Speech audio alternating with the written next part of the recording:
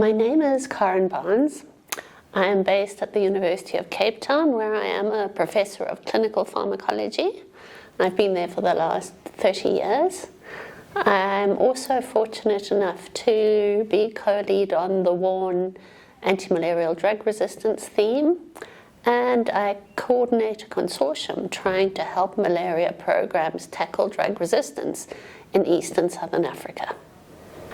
I'm currently working on an antimalarial resistance project called the Mitigating Antimalarial Resistance Consortium for Southern and East Africa. This is an effort to bring institutions together from academia, partner institutions, and most importantly, the national malaria programs to help these countries tackle drug-resistant malaria before it causes an increase in malaria cases and deaths.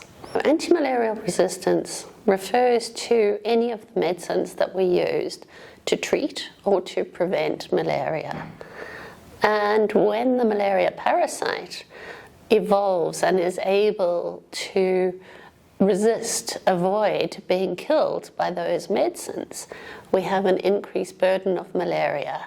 More children get sick, more pregnant women get sick, and if it continues to become a bigger problem, we can see an increasing number of patients dying from malaria.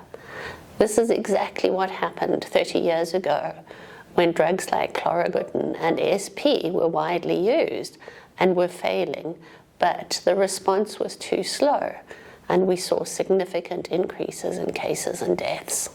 Drug-resistant malaria is a bigger problem for Africa than elsewhere because 95% of the world's malaria cases and deaths occur in Africa. Our consortium in East and Southern Africa is particularly important because historically, when drug-resistant malaria reached Africa, it generally started in East Africa and spread southwards before it started spreading west to the rest of Africa.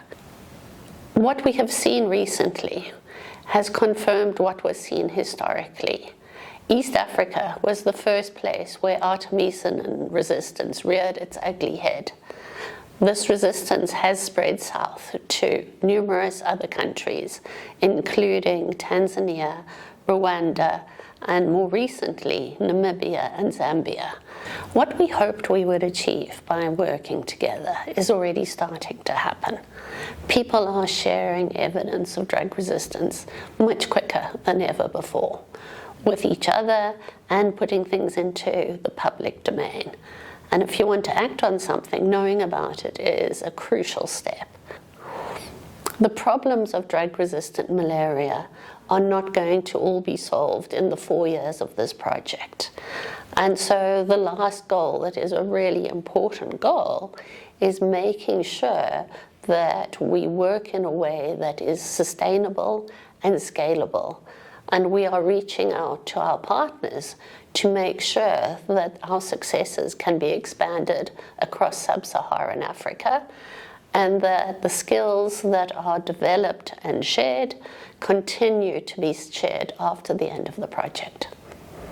One of the most important things is to make sure that the evidence that's generated, largely by the research community, is communicated in a way that policymakers, national malaria programs, ministries of health find relevant, find understandable, and find a reason to prioritize action.